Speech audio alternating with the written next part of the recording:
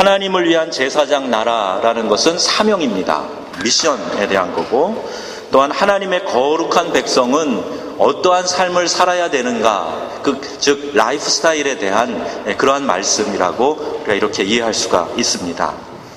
오늘 성경은 우리들을 택하신 족속이다 이렇게 말해주고 있는데요. 소속 굉장히 중요합니다. 내가 어디에 소속되어져 있는가. 개인주의가 아무리 발달했다 그래도요, 우리 사람들은 어딘가에 소속되기를 간절히 원하고 있어요. 어디에 이렇게 얽매이는 거 싫습니다, 이런 표현을 종종 듣기도 하고 하기도 하지만 정작 그 내면을 들여다보면 어딘가 소속되고자 하는 욕구가 사람들 마음속에 가득한 것을 볼 수가 있습니다. 사실 인간 본성이 그렇기 때문이에요. 또 소속된 곳에 대한 애정도 분명히 있습니다. 외국에 나가서 사는 사람들은 다 애국자다 이런 말 들어보셨죠? 한국 밖에서 살다 보니까 한국에 대해서 관심이 많고 또 나라를 걱정하고 하는 그런 마음들이 많이 있다 하는 것 보게 됩니다. 저는 군단에서 군 생활을 했는데 그 군단에 속해 있는 예하부대 이렇게 보면은요, 각 부대별로 사람들이 소속감이 대단해요. 내 부대원이 다른 부대원한테 뭐 어떻게 싫은 소리 들었다 그러면 막 다들 계급을 초월해서 발끈하고 대들고 그런 일들이 있더라고요. 부대에 대한 소속감, 군인들한테 대단하죠. 아마 그 삼성 직원이 LG 휴대폰 쓰는 일 거의 없을걸요. 회사에 대한 자부심, 소속감 분명히 있습니다. 야구나 축구 경기 같은 것을 보면 그 어느 지역의 연고냐에 따라서 그 지역 팀을 응원하는 그 열정도 대단한 것을 볼 수가 있습니다. 누가 시키지 않아도 소속감을 통해서 안정감을 얻고 싶어 하는 것, 이것이 우리들이 가지고 있는 보편적인 욕구라는 것입니다. 그리고 그가 속한 소속에서 나의 신분, 나의 위치가 어떠한가에 대해서 관심을 갖지 않을 수가 없는 것이지요. 사무총회를 하다 보면 올해는 우리가 이렇게 책임이 잘 분배가 잘 된 것 같은데 어떤 때 보면 이렇게 한 사람이 몇 개 할 때도 있고 어떤 사람은 이름이 몇 개 있나 이렇게 관심을 갖기도 하고 그러죠. 관심 없는 척하지만 다 보여요. 내가 어디에 있는가, 어디 배속되어 있는가 신경을 쓰고 있는 분들이 많이 느껴집니다. 교회에서 느끼는 소속감 굉장히 필요한 겁니다. 전체가 모여서 같이 예배드리는 이 한 몸 공동체를 느끼는 이 예배가 중요한 것이고, 또 소그룹 다락방 기관에서 모여가지고 함께 지체의식을 확인하는 것, 이것도 굉장히 중요합니다. 어제 우리 다락방 순장 교구장님들 모여서 교육하고 기도했는데 제가 그렇게 표현을 했어요. 교회가 함께 모이는 이 예배, 그리고 소그룹으로 모이는 그 그룹 모임이 마치 새의 양 날개와 같다.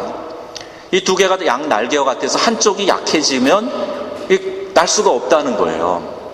같이 다 모여서 한 몸인 것을 확인하고 지체의식을 또 나눠졌을 때는 함께 지체의식을 깊이 느끼고 하는 것이 교회 소속으로 굉장히 중요한 일입니다.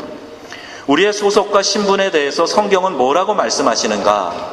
베드로전서 2장 9절 말씀 보니까 너희는 택하신 족속이요 하나님의 소유된 백성이다. 이렇게 저희들에 대해서 말씀하고 있습니다. 여기에 전제가 뭐죠? 하나님이 택하셨다는 거예요. 하나님이 선택하셨다는 거예요. 그래서 내 백성 삼아 주셨다는 겁니다. 이사야 43장에도 이와 유사한 표현이 있는데 내가 너를 구속하였고 redeem, 내가 너를 구속하였고 내가 너를 지명하여 불렀나니 너는 내 것이라, 이렇게 표현되어 있습니다. 또 이사야 44장에는 내가 택한 이스라엘아 이제 들으라, 하나님이 택하셨다는 거예요. 하나님께 선택된 백성이다라는 의식이 바로 선민의식인데, 창세기 12장에 보면 하나님이 아브라함을 택하셔서 하나님의 보호를 받고 복을 누리는 민족을 형성하게 하셨습니다. 창세기 12장 2절 3절 말씀 보면 내가 너로 큰 민족을 이루고 내게 복을 주어 내 이름을 창대케 하리니 너는 복이 될지라. 너를 축복하는 자에게는 내가 축복하겠고 너를 저주하는 자에게는 내가 저주하리니 땅의 모든 족속이 너로 말미암아 복을 얻을 것이니라. 이 말씀입니다.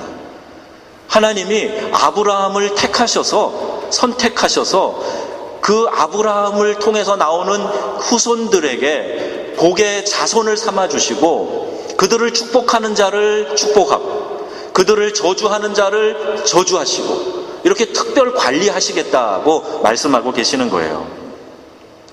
이것은 제사장의 역할 가운데 하나입니다. 복의 통로가 되는 것, 이게 제사장의 역할이에요. 하나님과 이 백성 사이에서 중간 역할을 하면서 백성들의 죄를 하나님께 아뢰어서 사죄함을 구하고 그리고 하나님이 주시는 복을 백성들에게 나리는 일, 이것이 이 제사장의 역할이거든요. 이스라엘 백성을 통해서 그 일을 하게 하시겠다는 말씀입니다. 성경은 우리가 택하신 족속이고 왕같은 제사장이라 이렇게 말합니다. 그리스도의 예수의 십자가의 죽으심과 부활로 믿는 하나님의 성도들은 이 세상을 향하여서 제사장의 역할을 하게 되었다는 거예요.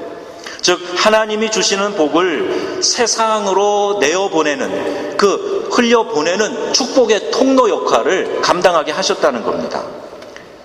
복의 통로가 되면 먼저 통로가 된 그 자신, 그 민족, 그 국가가 먼저 복을 받는 거예요. 아니, 물을 흘려보내는 이 수도 파이프가 있다고 생각해 보세요. 그럼 그 안에는 항상 물이 있는 것 아닙니까? 마찬가지로 축복의 통로가 된다는 것은 마치 시냇가에 심기운 나무처럼 항상 풍성한 하나님의 은혜를 그가 먼저 받아 누리고 그것을 세상 가운데 전하는 사람이 된다는 얘기입니다. 하나님이 베푸시는 복의 통로로 삼으시려고 이스라엘은 선택된 하나님의 백성이 된 것입니다. 선택된 백성, 그것을 영어로 chosen people이라고 하는데 쓴 대로 읽으면 조선 사람 이렇게 읽을 수 있습니다. 영어 아닌 영어를 해서 죄송합니다. 누가 그렇게 얘기하더라고요. 그래서 chosen이 쓴 대로 읽어보면 조센 이렇게 됩니다. 그래서 우리 한국이 오늘날 하나님이 그렇게 복을 주시고 마지막 세기 마지막 주자로 이렇게 열방을 향해 구원을 선포하는 도구로 삼으셨다, 이런 이야기를 하는데 저도 조선 사람의 한 명으로서 그 말이 그렇게 싫지는 않습니다. 하나님이 선택하셨다는 거예요. 선택은 하나님의 전권입니다. 누구를 선택하시던 그것은 하나님의 목적과 또 하나님의 계획 속에서 섭리 가운데에서 선택하시는 거예요. 하나님께서 이스라엘 백성을 택하신 이유는 그들의 수요가 많아서가 아닙니다. 오히려 모든 민족 중에서 가장 적은 자들이었기 때문에 이스라엘을 선택했다는 거예요. 너는 여호와 내 하나님의 성민이라. 내 하나님 여호와께서 지상 만민 중에서 너를 자기 기업의 백성으로 택하였나니 여호와께서 너희를 기뻐하시고 너희를 택하심은 너희가 다른 민족보다 수요가 많기 때문이 아니니라. 너희는 오히려 모든 민족 중에서 가장 적으니라. 이렇게 신명기 7장에 표현되어져 있습니다. 저희 교회에 오셔서 설교하셨던 권혁승 교수님이라고 서울신대 교수님이 계시는데요. 그분이 이 단어를 설명하세요. 여기에 적다에 해당하는 히브리어가 메아트라고 합니다. 메아트인데 이건 숫자가 적다는 뜻이랍니다. 고대 사회에서 숫자가 적으면 약하고 중요하지 않다는 것을 의미한다는 거예요. 그런 메아트의 이스라엘이 다른 민족과는 아주 질적으로 차이가 있는 하나님의 선택된 백성이 되었다는 겁니다. 이제 이스라엘의 역사는 더 이상 자신들의 것이 아니고 그들을 택하신 하나님의 손에 달려있게 된 것입니다. 왜요? 지극히 작은 메아트이지만 하나님이 선택하셨기 때문이에요. 약한 자를 들어서 강한 자를 부끄럽게 하시는 하나님이십니다. 하나님의 백성은 내 자신이 강해지기 위해서 발버둥칠 필요가 없어요. 이 세상은 약한 자를 무시한다, 나는 살아남아야 된다, 강해야 된다, 이럴 필요가 없다는 얘기입니다. 왜 그런가? 강하신 하나님께 붙잡힌 바 되는 일이 더 중요하기 때문이 그래요. 믿음의 눈을 들어서 그분을 바라보는 일이 더 중요합니다. 마치 어린아이가 그 부모가 옆에 있으면 아무런 근심 안 하는 것과 마찬가지예요. 하나님 나를 강하게 해주세요. 나를 강하게 해주세요. 나를 강하게 해주세요. 이럴 필요가 하나도 없다는 얘기예요. 우리의 기도는 강하신 그 하나님이 나와 함께 하시는가, 이것만 확인하면 돼요. 하나님이 나와 함께 하시는가, 이것이 분명하면 우리는 두려워할 이유가 하나도 없습니다. 그분 곁에서 만족해하면서 평안을 누릴 수 있게 되기 때문이에요. 우리는 하나님께 택함을 받았습니다. 이 사실 하나만으로도 우리는 놀라운 긍지와 또 힘을 느끼게 되는 거지요. 그런데 더 나아가서 하나님 뭐라고 말씀하시냐 하면, 너는 나의 소유된 백성이다, 이렇게 말씀하고 계세요. 우리들은 하나님의 소유된 백성이라는 신분을 가지고 있습니다. 소유라고 번역되는 이 히브리어는 세굴라입니다. 세굴라라는 단어인데 보물과 같이 귀하게 여기는 귀중품이다라는 그런 뜻이에요. 성경 다른 곳에서 이 세굴라라는 것을 어떻게 사용하고 있는가 봤더니 역대하에도 보니까 보석, 금이나 은 같은 이런 것들을 지칭할 때, 보물을 지칭할 때 세굴라라는 단어를 쓰고 있습니다. 우리 불어에서는 사랑하는 사람을 트레저라고 부르죠. 듀에몽 트레저, 이런 말 혹시 들어보셨어요? 들어보신 분들은 참 행복하실 거예요. 사랑하는 사람을 보물이라고 이렇게 말해줍니다. 하나님의 소유를 언급하면서 여기 세계가 다 내게 속하였다, 하나님 이렇게 말씀하고 계세요. 세계가 다 내게 속하였다. 왜 이 말씀을 먼저 하셨을까? 이스라엘이 하나님의 특별한 소유, 즉 세굴라라는 것을 강조하시기 위해서 내 소유물, 이 세상 전체가 다 내 소유물이지만 너는 특별하다, 내가 너를 지명해서 불렀다, 너는 나의 특별한 보물이다, 그런 뜻에서 세굴라라고 말씀하시고 이 세상이 다 마박티엔, 다 내 거다, 이렇게 말씀하고 계시는 거예요. 그 하나님의 소유 가운데 특별한 우리, 마치 보물과 보석처럼 여기는 그런 존재가 바로 우리들이라는 말씀입니다. 이스라엘이 하나님의 특별한 소유, 즉 세굴라가 되었다는 것은 하나님 백성으로서 이스라엘에 누릴 특권이 무엇인가 하는 것을 보여주고 있습니다. 이스라엘은 하나님의 특별한 백성이다, 신명기 26장에 그렇게 말씀합니다. 또 하나님의 특별한 소유다라고 시편에 여러 번 언급되어져 있습니다.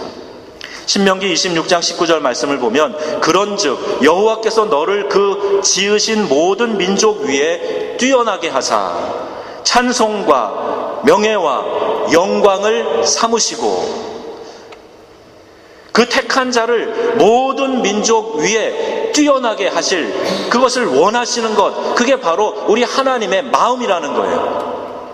아멘. 여러분, 이 말씀이 여러분에게 들려줬으면 좋겠어요.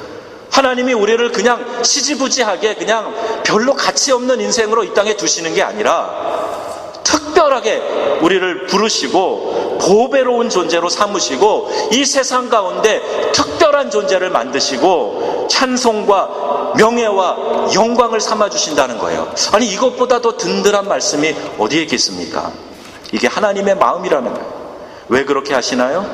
그가 말씀하신 대로 너를 내 하나님 여호와의 성민, 즉 거룩한 백성이 되게 하려 함이니라. 우리가 하나님의 거룩한 백성이 되라고 하나님은 우리를 특별한 존재로 택하시고 또 그렇게 소유하시고 인정하신다는 얘기입니다. 우리의 신분이 그렇게 하찮은 자들이 아니에요. 요새 표현대로 말하면 그렇게 찌질한 사람들이 아닙니다. 그래서 우리 박근혜 대통령이 대박이라는 말 종종 쓰시던데, 우리는 정말 하나님께 선택돼서 대박 맞은 사람들이에요. 대박이 된 사람들이에요. 하나님께 선택됐다는 그 이유 하나만으로 우리는 특별한 가치를 가지고 이 땅에서 특별한 영광스러운 존재로 살아갈 수 있게 만드신다. 이게 얼마나 귀한 하나님의 약속의 말씀입니까? 말라기 3장 17절에 만군의 여호와가 이르노라 나는 내가 정한 날에 그들을 나의 특별한 소유로 삼을 것이요 또 사람들이 자기를 섬기는 아들을 아낌같이 내가 그들을 아끼리니. 하나님이 우리를 특별한 소유를 삼아주시고 너희들이 네 자식 아끼는 것처럼 내가 너희를 아낄 거야, 이렇게 말씀하고 계시는 거예요. 여러분 아멘 하고 싶지 않으세요? 아멘. 아멘. 네. 내 말씀으로 받아들이는 거예요. 아멘. 네. 하나님이 나를 자식 아끼듯이 아껴주신다니 얼마나 감사한 말씀입니까? 마태복음 13장에 밭에 감추인 보화에 대한 얘기가 있어요. 어떤 사람이 밭에 보화가 이렇게 숨겨져 있는 것을 알고 돌아가서 자기의 모든 소유물, 재산을 다 팔아가지고 와서 그 밭을 샀다는 거예요. 왜? 그 밭에 보화가 있기 때문에 그래요. 근데 하나님이 우리를 세굴라, 내 보물이다, 이렇게 말씀하시고 특별한 존재로 삼으시고 나의 거룩한 백성이 되게 하려 합니다 말씀하시니 우리가 그 말씀 하나 붙잡으면 두려울 것이 하나도 없습니다. 또한 자신의 소유한 그 보물을 누구보다도 우리는 빼앗기지 않으려고 애씁니다. 여러분이 보물이라고 생각하는 것 쉽게 누구 줍니까? 안 주잖아요. 그걸 누가 빼앗으려고 그러면 여러분 그거 그냥 쉽게 빼앗깁니까? 절대 그럴 일이 없어요. 보물이니까. 자신의 소중한 보물 빼앗기지 않아요. 철저히 지키려고 합니다. 그렇듯이 하나님의 보물인 세굴라인 그의 백성은 하나님의 절대 보호 속에 살아간다는 겁니다. 그래서 하나님께서 그의 백성을 마치 자신의 눈동자같이 지키신다고 성경은 말씀하고 있어요. 여호와께서 그를 황무지에서 짐승이 부르짖는 광야에서 만나시고 호위하시며 보호하시며 자기 눈동자같이 지키시는도다. 나를 눈동자같이 지키시고 주의 날개 그늘 아래 숨기셨도다. 여러분, 눈은 신체 부위 중에서 매우 민감하고 중요한 부분입니다. 이 눈에 조그만 상처가 생겨도 이게 심각한 거예요. 또 앞을 보지 못하게 되면 여러분 어떻게 되겠습니까? 캄캄한 인생 살게 되지 않겠습니까? 눈이 아주 중요한 곳이에요. 이스라엘은 비록 작고 보잘것없지만 하나님께서 그를 눈동자같이 지키시면서 당신의 소유하는 보물을 삼으셨다는 거예요. 그런 신분의 우리들은 하나님의 사랑에서 결코 끊어질 수 없을 줄로 믿습니다. 성경이 그렇게 말씀하기 때문이에요. 내가 확신하노니 사망이나 생명이나 천사들이나 권세자들이나 현재일이나 장래일이나 능력이나 높음이나 깊음이나 다른 어떤 피조물이라도 우리를 그리스도 예수 안에 있는 하나님의 사랑에서 끊을 수 없느니라. 아멘. 하나님의 사랑에서 끊을 수 있는 것이 그 어떤 피조물 가운데도 없다는 겁니다. 그 어떤 권력자도, 그 어떤 권세를 갖고 천하를 호령하는 사람이라고 할지라도, 아니 천사들이라고 할지라도, 그런 영물이라고 할지라도 우리를 그리스도 예수 안에 있는 하나님의 사랑에서 끊어낼 자가 없다는 말씀이에요. 정말 아멘 하고 싶은 말씀이에요. 하나님의 사랑이 얼마나 크고 위대한지 우리에게 상세하게 보여주시는 말씀입니다. 우리를 두렵게 할 피조물이 어디에 있습니까? 우리를 두렵게 할 영적인 존재가 어디에 있습니까? 사탄아, 내 뒤로 물러가라. 너는 나를 넘어뜨릴 자가 아니야. 하나님의 능력이 우리를 덮으시면 그 어떤 피조물도 하나님의 사랑에서 우리를 끊을 수 없다. 저는 이 말씀 붙들렵니다. 여러분도 이 말씀 든든히 붙드시기를 축복합니다. 하나님의 보물인 세굴라로서의 분명한 정체성 확립은 항상 기뻐하라는 말씀을 실천할 수 있는 시초가 되게 해줍니다. 기뻐하다라는 이 말의 어원적인 의미는 자긍심이에요. 이 자긍심이 있어야 기쁨이 있는 겁니다. 최근에 제가 저의 존재 가치에 대한 생각을 많이 하고 깊이 묵상을 했어요. 내 존재 가치가 얼마나 될까? 저 자신에 대해서 많이 묵상을 하면서 그렇게 후한 점수는 주지 못했지만, 그러나 제가 제 자신을 바라볼 때는 그런데 오늘 이 하나님의 약속의 말씀을 붙들고 그 말씀을 통해서 보니까 아니더라고요. 그래서 다시 한번 점수를 다시 먹이게 되었습니다. 기쁨은 자긍심에서 오는 거예요. 아, 내가 이런 존재구나 라는 것을 깨달을 때 기쁨이 슬그머니 내 마음속에서 이렇게 올라오지요. 아, 그래, 나는 귀한 존재지. 하나님이 나를 그렇게 인정하셨지. 그 어떤 피조물도 하나님의 사랑에서 끊어낼 수 없지. 얼마나 우리 안에 기쁨을 주는 요소가 되는지 몰라요. 자긍심, 당당함, 이것이 기쁨이라는 단어의 원어의 의미입니다. 하나님 백성으로서의 우리들이 누리는 기쁨은 세굴라로서의 신분과 그것에 뒤따르는 하나님의 절대 보장의 근거가 되어 있습니다. 그러기에 우리들은 외적인 조건을 따라서 좌우되지 않습니다. 항상 기뻐하는 삶을 살 수가 있는 것입니다. 구원의 기쁨, 그 감격, 그리고 하나님의 자녀로서 당당함에 이 땅을 살아가는 것, 이것이 바로 기쁨의 원천이 된다는 거예요. 이것이 바로 하나님이 우리를 세굴라라고 불러주신 그 부르심에 합당한 삶을 살아가는 겁니다. 오늘 본문 5절에 보니까 너희가 내 말을 잘 듣고 내 언약을 지키면 너희는 모든 민족 중에서 내 소유가 되겠고, 이렇게 기록되어져 있습니다. 말을 잘 들어야 됩니다. 하나님 하시는 말씀을 귀 기울여서 들어야 되고 그 말씀이 내 속으로 뚫고 들어와야 됩니다. 제발 예배 좀 나오세요 그래도 못 나오시는 분들 계시잖아요. 인터넷에, 페이스북에, 우리 홈페이지에 올려놨으니까 좀 들어오셔서 제발 좀 말씀 들으세요 그러는데 안 들어오시잖아요. 그래서 저랑 강 목사님이랑 작정을 했어요. 그 설교 링크 다 걸어가지고 클릭만 하면 들을 수 있도록 메일로 보내드리자. 메일로. 그래서 지금 다 보내드리고 있어요. 주일 설교, 그 다음에 새벽 기도, 수요 예배 다 보내고 있어요. 왜 보내는가? 권 목사가 지 설교 자랑하려고 그러나? 이 절대 아니잖아요. 그게 아니잖아요. 한 교회 공동체에 주시는 한 말씀을 같이 나누자는 겁니다. 말씀을 같이 공유하는 공동체가 한 영의 공동체인 줄로 믿습니다. 말씀을 나누지 않고, 물론 특별한 사정이 있어서 못 오시는 분들을 위해서 이렇게 친절 서비스까지 해도 안 들으시면 그건 방법이 없어요. 그 다음에 어떻게 할 수 없어요. 말씀을 같이 공유해야 됩니다. 그리고 그 말씀 안에서 같이 은혜를 받고 같은 곳을 바라보고 같이 힘을 합쳐서 나아가는 공동체가 한 몸 공동체, 그리스도의 몸인 우리 파리연합교회 한 몸 공동체 되는 거예요. 이 사람들이 예술을 하는데, 여기 음악 하시는 분들, 미술 하시는 분들 다 계시잖아요. 그 영감이 어디서 올까? 글을 쓰는 사람들은 분명히 어떤 영감을 갖고 쓰는 것 같은데 어디서 그 글의 영감이 올까 보는데요. 하나님이 창조주이시고 우리를 만드셨기 때문에 우리 안에 어떤 정신적인 작용, 영적인 작용, 이런 것 하나님과 연결되어 있습니다.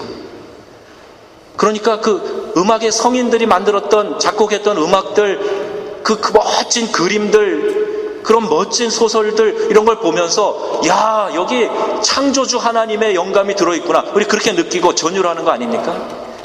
그래서 그런지 전 세계에 보면 비슷한 이야기들이 많이 있어요. 왜요? 하나님이 영감을 주셔서 스토리를 주셨기 때문에 그래요.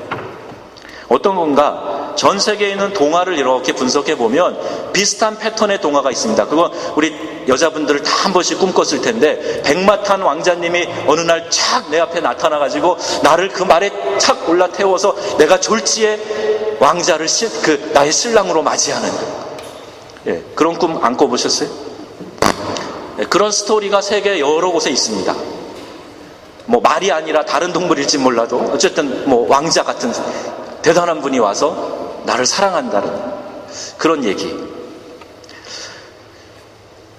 마치 데자뷰인지 아니면 앞으로 일어날 일에 대한 상상인지는 모르지만 이런 스토리를 갖고 있는 민족들이 많이 있다는 거예요.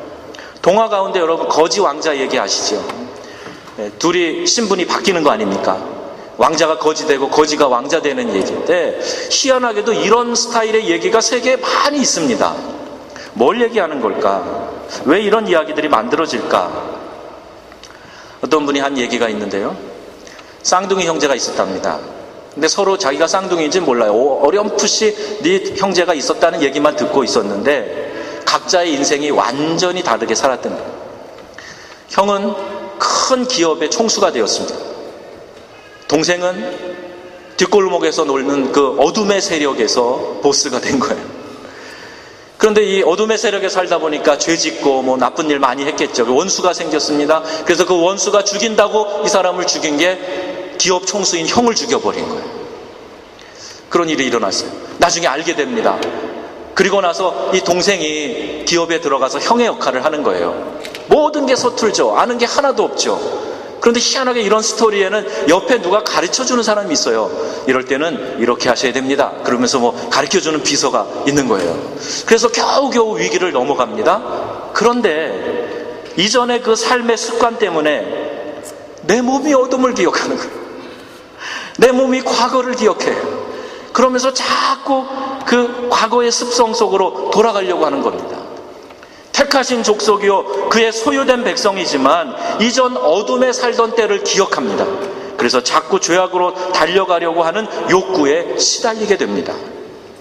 그래서 여러분, 이와 유사하게 우리 믿는 성도들은요, 택하신 족속, 하나님의 소유, 보물로서의 가치를 빛내며 살아야 되는데 가끔 이런 땡김이 강렬한 거예요. 이겨내지 못하면 넘어지기도 합니다. 그래서 그 옆에 비서가 알려주시듯이 이럴 때 들어야 돼요. 누구에게 들어야 되죠? 성령님께 들어야 됩니다. 보혜사 성령님께서 우리 곁에 계시면서 당신이 과거에 죄악에 얽매여 그 습성을 쫓아가려고 하지만 이럴 때는 말씀 가운데서 이렇게 살아야 됩니다 라고 가르쳐 주시는 분이 계세요. 그분이 성령님이세요. 때로는 목회자의 설교를 통해서, 때로는 내가 묵상하는 말씀을 통해서, 때로는 내가 읽는 책을, 경건한 크리스찬 서적을 통해서도 하나님 말씀하시는 거예요. 아, 하나님 주신 말씀이 이거구나. 그렇지, 이렇게 하는 게 아니지, 이렇게 해야 되는 것이. 이런 인도하심이 우리 그리스도인들에게 절대 필요한 겁니다. 우리가 사는 세상은 원수가 짓밟아 놓은 영역이 너무나 많이 있습니다. 아름다움이 짓밟히고, 정결함이 짓밟히고, 선함이 짓밟혀서 아주 상처로 얼룩져 있습니다. 얼마나 아픔이 많은지 몰라요. 오늘 멀쩡하게 여러분 이렇게 나와서 앉아 계시지만 여러분 가운데 어떤 분들은 이 가슴이 그냥 숫덩이가 된 분들 계실 거예요. 겉만 멀쩡해 보이지 속은 새까맣게 타신 분들이 분명 있을 겁니다. 가만히 누워도 가슴이 벌렁벌렁 거리는 그런 충격에서 혈압이 오르락 내리락 하는 분들이 왜 없겠습니까? 내야 하는 고지서는 밀려오고 세금의 공포, 마땅히 해야 해서 먹고 살 것이 없고 힘든 그런 궁색한 삶, 행정은 얼마나 복잡한지. 누구예요? 말이 아닌가 누군가 이 머리 이렇게 휘날리는 여자 찍혀있는, 로고 찍혀있는 편지 받으면 여러분 그거 찢을 때 긴장되잖아요. 이게 뭐가 들어있을까? 저 같은 경우에는 그거 자동차 벌금 내라는 거 아니면 뭐 이런 거더라고요. 그래서 이게 또 뭐가 왔나? 긴장되잖아요. 병원 같은 데 갈 때도 어디 쉽게 마음 놓고 갈 수 있습니까? 애들 때문에 학교에서 선생님이 오라고 공복가스용 날리면 도대체 이게 어떻게 된 거지? 그냥 두근반 세근반 걱정부터 하지 않습니까? 만만하지 않아요. 쉽지 않습니다. 여러 가지 여건이 우리를 긴장하게 만듭니다. 아이들 믿고 사는데 아이들이 좀 염려 끼치면 이 속상해서 어찌할지 모르는 마음, 우리 가운데, 부모님들 마음 가운데 다 있지 않습니까? 여러분, 건강하려면 건강을 해치는 일을 하지 말아야 됩니다. 하지만 안타깝게도 선과 악을 분별하지 못하고 광명의 천사로 가장한 이가 건네주는 독약을 넙죽넙죽 받아먹고 삽니다. 그래서 하나님의 고귀한 백성이고 하나님의 소유, 즉 하나님의 보물인 성도들도 미혹되며 이 세상에서 승리를 경험하지 못하고 자주 넘어지고 자주 신음합니다. 그러나 하나님의 백성들은 실패했다고, 더럽혀졌다고 하나님이 싫어버리시는 그런 하나님이 아니세요. 오히려 안타까운 마음으로 그가 다시 일어서기를, 그 사랑하는 자녀가 다시 돌아오기를 기다리고 계시는 겁니다. 누가복음 15장의 탕자의 비유가 바로 잃어버린 아들을 안타깝게 기다리는 그 아버지의 사랑을 설명해 주는 말씀 아닙니까? 사탄은 오늘 우리의 더럽혀진 옷을 보고 참수할 것입니다. 그러나 하나님께서 사탄을 책망하시고 우리의 더러운 옷을 벗겨주시고 새 옷을 입혀주실 줄로 믿습니다. 제 말이 아니에요. 스가랴 3장에 보면 우리 성도의 오른편에서 더러워진 옷을 가지고 보고 참수하는 사단이 서 있단 말이에요. 그런데 그 사단을 꾸짖는 하나님이 계셔요. 그리고 천사에게 명해서 그 더러워진 옷을 새 옷으로 갈아입혀 주시는 거예요. 오늘 우리에게 필요한 것이 바로 그것입니다. 시편 이사야 40장 말씀합니다. 너희 하나님이 이르시되 너희는 위로하라, 내 백성을 위로하라. 오늘 하나님의 백성이 위로가 필요합니다. 만만하지 않은 우리의 삶에서 하나님이 주시는 위로와 용기가 정말 갈급합니다. 상처와 실패를 딛고 일어나서 내 아버지 품에 거기에 풍족한 삶이 있구나, 이것을 깨닫고 다시 아버지께로 나아가는 용기를 얻을 수 있도록 너희는 위로하라, 내 백성을 위로하라. 저와 여러분이 하나님 앞에서 먼저 위로를 받고 또 주변에 상처받은 사람들을 위한 위로자가 되어서 오늘 하나님이 택한 보물로서의 역할을 한번 감당해 보시지 않으시겠습니까? 우리에게 위로가 필요하고 또 우리 주변에 많은 사람들이 하나님의 위로가 필요합니다. 하나님의 말씀으로 돌아가서 그 말씀 안에 거하는 삶이 이 땅에서 천국을 누리는 삶인 줄로 믿습니다. 다른 어떤 게 아니에요. 말씀에 돌아가서 그 말씀 속에, 그 풍성함 속에 사는 게, 그게 천국을 누리는 삶이에요. 하나님은 저와 여러분을 택하시고 소유하셨습니다. 세골라, 내 보물이다 라고 말씀하고 계십니다. 우리 각자의 신분과 우리의 가치를 깨닫고 하나님의 평가에 부끄럽지 않는 그런 승리의 삶을 살아가는 저와 여러분 되시기를 주님의 이름으로 축원합니다. 아멘. 기도하시겠습니다. 오늘 들으신 말씀을 생각하시면서 우리 함께 기도합니다. 나는 하나님이 택하셨지, 하나님이 나를 세굴라, 당신의 보물이라고 말씀하시지, 좌절하지 말자, 용기를 내서 일어나자. 그리고 하나님의 위로와 하나님이 주시는 이 용기를 내 주변에 나누는 삶을 살자. 우리 이렇게 결단하는 여러분 되셨으면 좋겠습니다. 우리 다 같이 한음성으로 기도합니다. 하나님 아버지, 오늘 주신 이 말씀 마음에 담기를 원합니다. 하나님께서 우리를 택하셨다고 말씀하셨고 우리가 하나님의 보물이라고 말씀해 주셨습니다. 하나님, 그 가치도 모르고 여전히